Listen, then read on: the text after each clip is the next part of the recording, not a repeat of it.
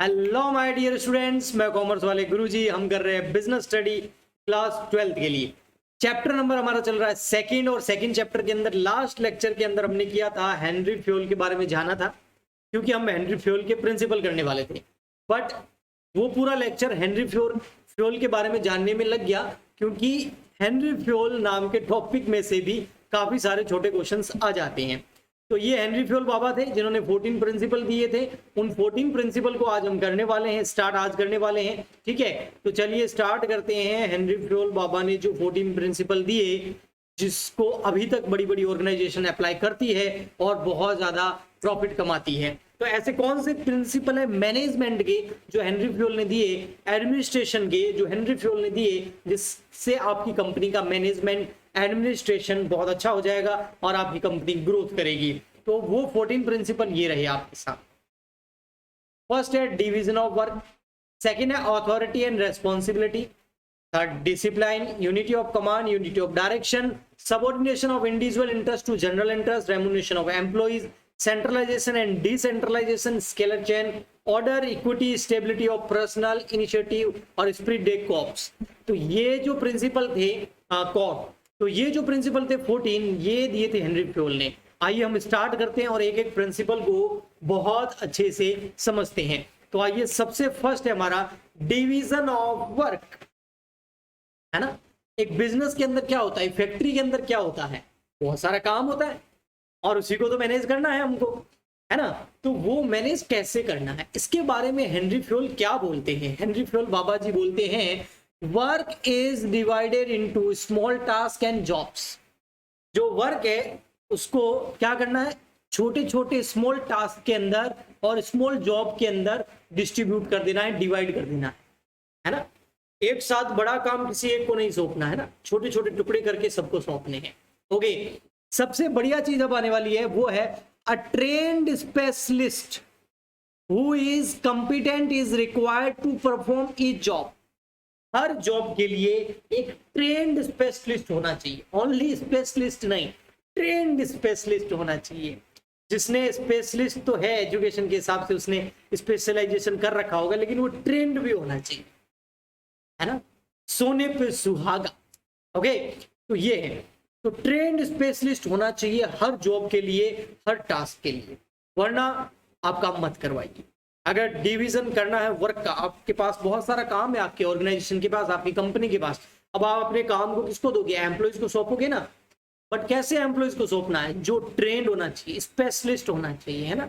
Pressure को लाके खड़ा नहीं कर देना है। ओके, अगर लाके खड़ा भी करना है तो उसको पहले ट्रेंड करना है, उसको उस काम के अंदर स्पेशलाइज करना है, फिर जब वो स्पेशलिस्ट बन जाए फिर उसको वो काम सौंपना है। Okay, the division of work lead to specialisation, ये है वर्ड आपका स्पेशलाइजेशन। स्पेशलाइजेशन आखिर होता क्या है, तो देखिए एक एग्जांपल में बताता हूं आपको। यहाँ पर बड़ा ही शानदार एक मैं आपको वीडियो दिखाने वाला हूं, इससे आपको पता चलेगा कि स्पेशलाइजेशन कितना बढ़िया है ना। गधे भी बोलने लग जाते हैं कि स्पेशलाइजेशन होना चाहिए। देखो कैसे, ये देखिए, ये नो योर फ्यूचर, कोई फ्यूचर जानने जा रहा है एक बंदा, ठीक है, कोई वर्कर ही लग रहा है, मतलब एम्प्लॉय लग रहा है। ये आया, देखा, साउंड नहीं आ रहा, आ रहा साउंड, हाँ आ रहा। देखो क्या बोला, सुन रहे हो ना, हंसने लग गया कि स्पेशलाइजेशन है मेरे पास। अब बोलेगा, देखना मेरे पास क्या है, स्पेशलाइजेशन है। अब ये भी बोल रहा है स्पेशलाइजेशन रखो भैया, तभी लाइफ झिंगा लाला, नहीं तो फिर काम पक्का। समझ में आया। तो स्पेशलाइजेशन बहुत जरूरी है।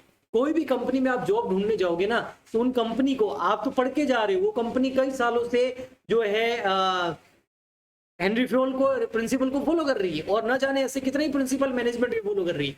उनको पता है डिवीजन ऑफ वर्क करना है, यानी कि एम्प्लॉय को रखना है, तो वो स्पेशलिस्ट होना चाहिए, उसके अंदर कुछ स्पेशलाइजेशन होना चाहिए, वो ट्रेंड होना चाहिए।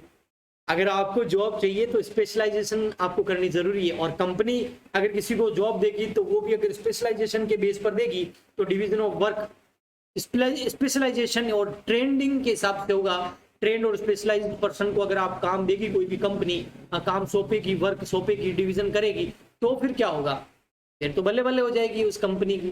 इसके कंपनी का जो प्रोडक्शन कॉस्ट है वो कम हो जाएगा, उस कंपनी की सेल बढ़ जाएगी, है ना।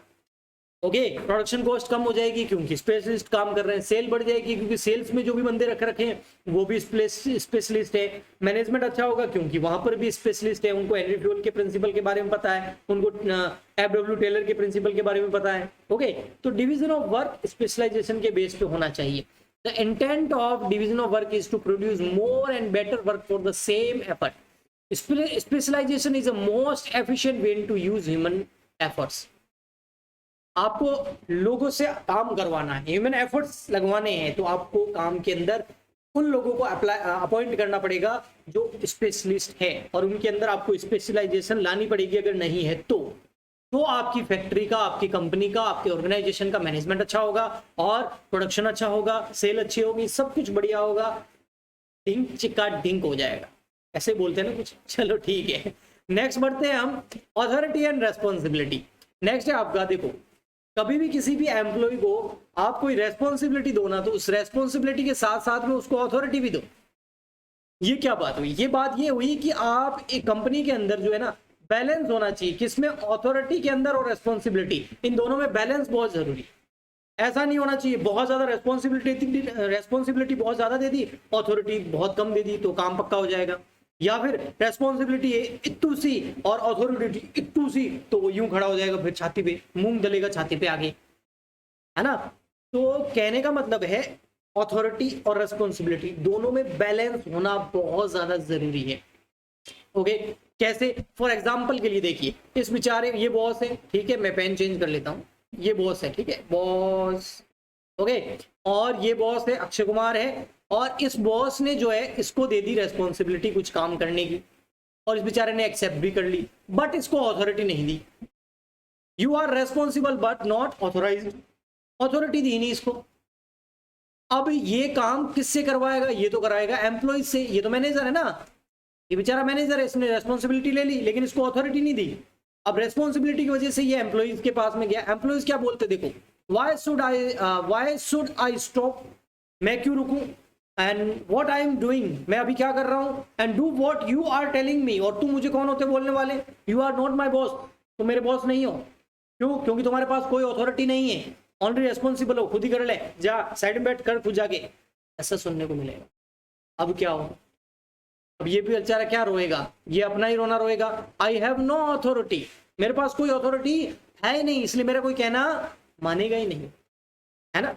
फॉर एग्जाम्पल के लिए एक स्कूल के अंदर जो है टीचर जब नहीं आता है तो क्या होता है पता है, एक आपके मान लेते हैं स्कूल के अंदर जो है सुपरवाइजर या कोई भी दूसरा क्लास का टीचर आया और आपकी क्लास में आके बोलता है, ए मिस्टर खड़े हो जाओ, तो वो खड़ा हुआ कि देखो तुमको ध्यान रखना है सबका, कोई फालतू की बात नहीं करे, इतना कह के चला गया, मतलब रेस्पॉन्सिबिलिटी दे दी। अब क्या सारे स्टूडेंट उसका कहना मानेंगे? नहीं, उसको उठा के पटक देंगे। अगर कुछ उस क्लास के अंदर कुछ अगर बेंचर्स है, बदमाश बच्चे हैं, तो वो क्या करेंगे, तो पटकेंगे, अंदर भी पटकेंगे, बाहर जाके और पटकेंगे, बाहर देख लूंगा तेरे को आ जाइयो, ज्यादा होशियारी कर रहा है, समझ में आया? ओके, टीचर को क्या करना चाहिए था, उसको रेस्पॉन्सिबिलिटी के साथ साथ अथॉरिटी देनी चाहिए थी। अगर कोई भी बच्चा बात करे, उसका नाम बोर्ड पे लिख देना, मेरे पास भेज देना, उसके नाम नोट करके दे देना, उसको खड़ा कर देना, उसको बाहर निकाल देना, अथॉरिटी। अब साइलेंस, मजाल है कोई बोल दे, क्योंकि अथॉरिटी मिल गई। तो रेस्पॉन्सिबिलिटी और अथॉरिटी दोनों होनी चाहिए। अब यहाँ पर रेस्पॉन्सिबिलिटी और अथॉरिटी में बैलेंस भी जरूरी है ना, उसको केवल क्लास को शांत करना है ना। अब ऐसा नहीं कि उसको बोले तेरी मर्जी हो जो कर, बस क्लास चुप होनी चाहिए। वो क्या करेगा, मॉनिटर जो बना है वो आएगा, और अगर कोई बॉडी बिल्डर है, हट्टा कट्टा है, मोटू है, वो तो गुस्से मारना स्टार्ट कर देगा, कोई एंग्री बर्ड आ गया तो, है ना। होते हैं ना कई सारे एंग्री बर्ड क्लास के अंदर, तो स्टार्ट, क्योंकि बच्चे हैं ना, समझ थोड़ी होती है, तो ये तो ज्यादा ही अथॉरिटी मिल गई, इतनी अथॉरिटी थोड़ी देनी है उसको। ओके, जितनी रेस्पॉन्सिबिलिटी उतनी अथॉरिटी, बैलेंस होना चाहिए। ऐसा कैसा सेम, ये एग्जांपल इसलिए दिया हूं ताकि आप रिलेट कर पाए, ऐसा कैसा सेम बिजनेस के अंदर भी अथॉरिटी एंड रेस्पॉन्सिबिलिटी के अंदर बैलेंस होना जरूरी है। ओके, आया समझ में, है ना। चलिए नेक्स्ट, थर्ड नंबर है, इसी बात पे लाइक कर दो, लाइक, है ना, बहुत कम लाइक आते हैं, बदमाश हो सारे के सारे, मेरे को लग रहा है वही कोई एंग्री बर्ड है, पता नहीं क्या है, लाइक नहीं करते हो, चुपचाप देखा, समझ में आया, मजा आ गया, वाह वाह, ऐसे क्यों करते हो बेटा, है ना। मैं तुमको अथॉरिटी देता हूँ, लाइक करो, शेयर करो, सब्सक्राइब करो, कमेंट करो, फैला दो सारे कॉमर्स स्टूडेंट तक, मैं तुमको अथॉरिटी देता हूँ और ये तुम्हारी रेस्पॉन्सिबिलिटी है। Next third, discipline. Okay, discipline होना चाहिए बिजनेस के अंदर। ओके, डिसिप्लिन कहाँ होना चाहिए, डिसिप्लिन रिक्वायर होता है सारे लेवल्स पर, है ना। एक तो एम्प्लॉइज या मैनेजमेंट के बीच में जो है, एम्प्लॉइज और मैनेजमेंट के बीच में, ये मैनेजमेंट है ये एम्प्लॉय, इनके बीच में फेयर एग्रीमेंट होने चाहिए, क्लियर एग्रीमेंट होनी चाहिए। फॉर एग्जांपल के लिए कंपनी है बेचारी, वो जो है अभी अच्छे प्रॉफिट में नहीं चल रही है, ठीक है, कंपनी की बैंड बजी हुई है, कोविड चल गया या कुछ भी हो गया। ओके, अभी वहां पर मैनेजमेंट और वर्कर्स आते हैं, एम्प्लॉइज आते हैं और दोनों के बीच में डील होती है और मैनेजर उनको बोलते हैं देखो एक एग्रीमेंट करते हैं, अभी तुमको कुछ एक्स्ट्रा काम करना पड़ेगा, ओके, क्योंकि हमारी कंपनी को जरूरत है और अभी हमारे पास ऐसी पोजीशन नहीं है कि उस एक्स्ट्रा काम का हम तुमको कुछ बोनस दे सके या कुछ एक्स्ट्रा पे कर सके। हम पे नहीं करेंगे लेकिन तुमको फिर भी एक्स्ट्रा काम करना है, बट जब पोजीशन अच्छी हो जाएगी तब हम तुम्हारी सैलरी में इंक्रीमेंट कर देंगे। ये एग्रीमेंट हो गया।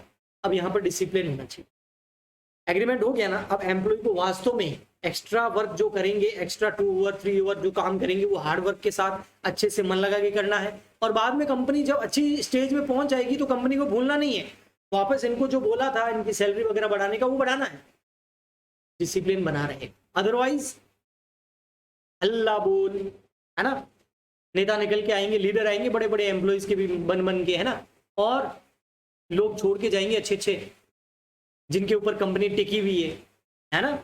ओके, तो रावण नहीं बनना। ओके, नेक्स्ट आता है आपका फिर थर्ड नंबर, डिसिप्लिन जरूरी है। Unity of command. Unity of command मतलब हर एक एम्प्लॉय के ऊपर ओनली वन बॉस होना चाहिए ना, be one and only one boss for every individual employee. हर इंडिविजुअल एम्प्लॉय के ओनली वन बॉस ही होना चाहिए, एक से ज्यादा बॉस नहीं होना चाहिए। फॉर एग्जाम्पल के लिए आपकी क्लास के अंदर, आपकी स्कूल के अंदर जो है, स्कूल की बातें कर रहा हूँ, याद आ रही है ना स्कूल की, है ना, भगवान करे सब सही हो जाए, जल्दी स्कूलें खुल जाए।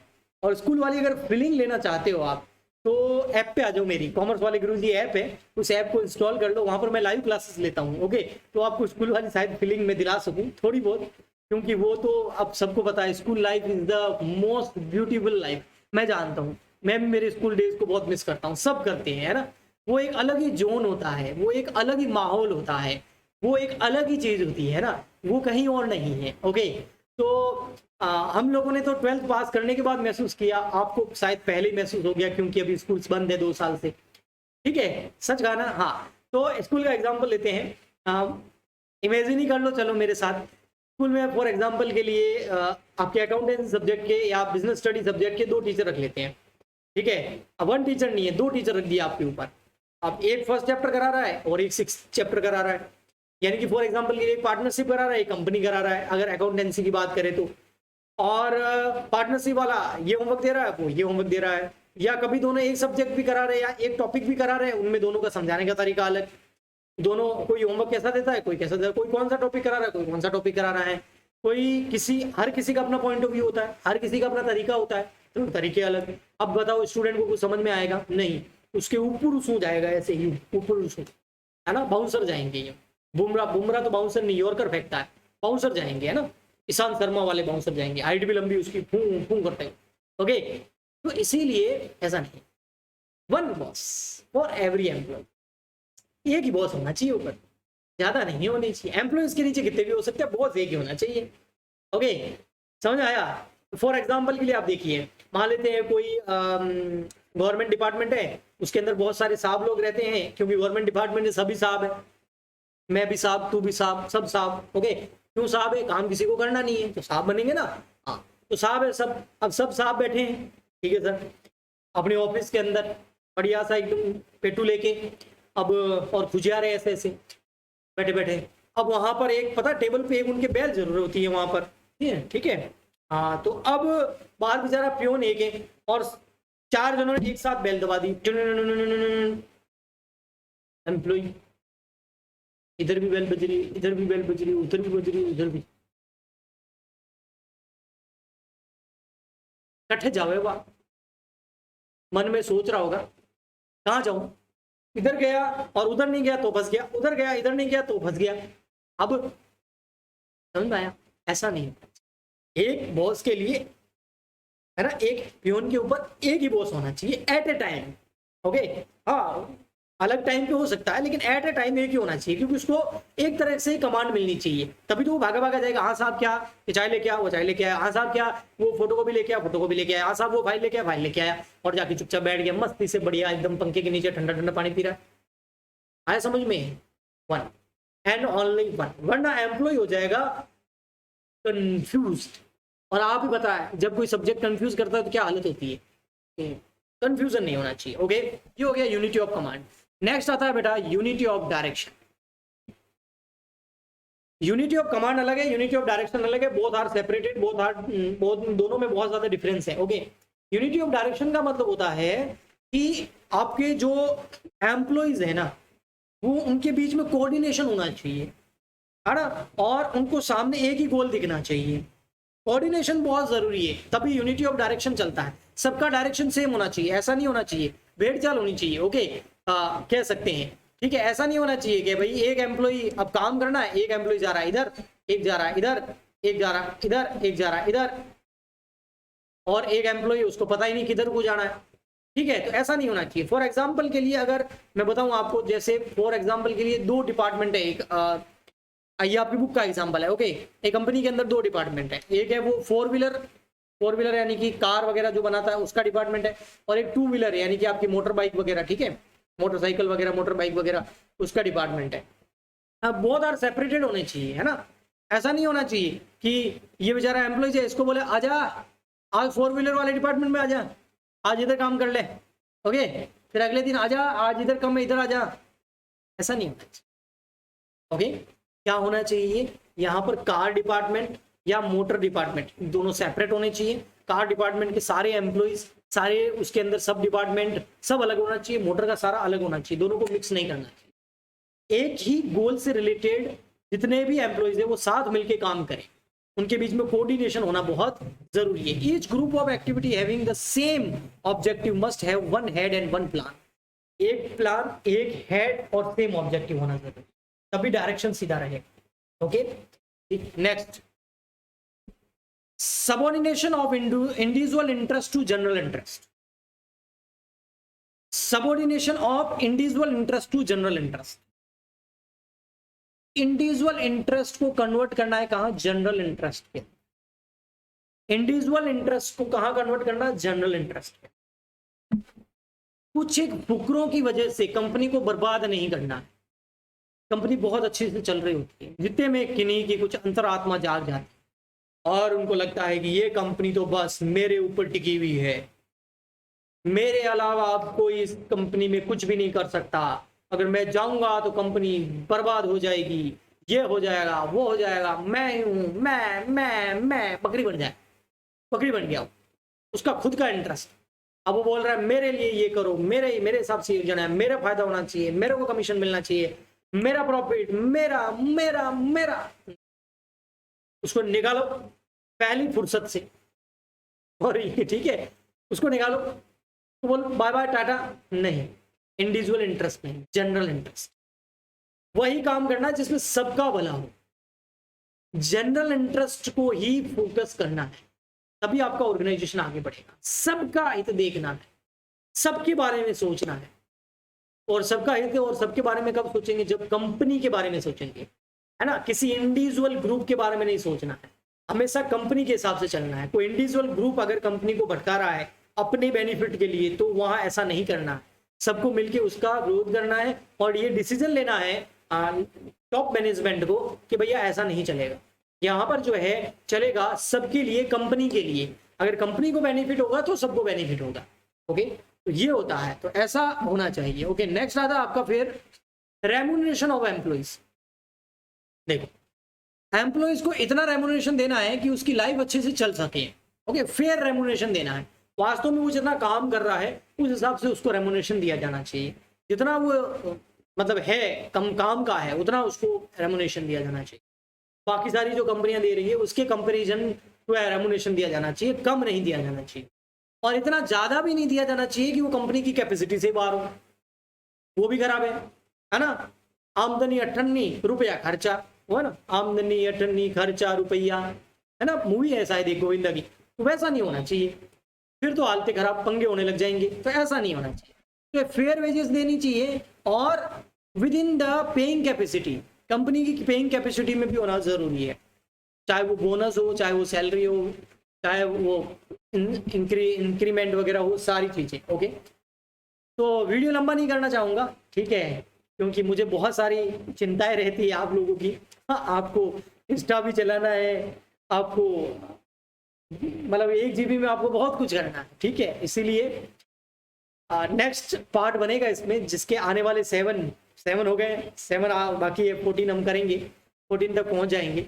अगर ये वीडियो पसंद आया ना, और मेरा मतलब पढ़ाने का स्टाइल जो है अगर आपको पसंद आ रहा, आप चाहते हैं नहीं सर आप और अच्छे से पढ़ाइए और मुझ में और कॉन्फिडेंस आए, अगर आप चाहते हैं तो कम से कम मैं यहाँ पर लाइक करता हूँ भाई, कम से कम 100 लाइक मिल जाए अभी जो स्थिति है उस हिसाब से। और बहुत सारे कमेंट आए, आप बताइए मुझे आपको कैसा लगा, अगर रियली अच्छा लगा है तो मैं और एनर्जी के साथ आपको पढ़ाऊंगा और अच्छी चीज़ें बताऊंगा, और इसी तरीके से हम आगे बढ़ते रहेंगे। लाइक कीजिए, शेयर कीजिए, सब्सक्राइब कीजिए, सपोर्ट कीजिए, सजेशन कमेंट में दे सकते हैं। हम मिलते हैं नेक्स्ट वीडियो में, तब तक के लिए गुड बाय, थैंक यू।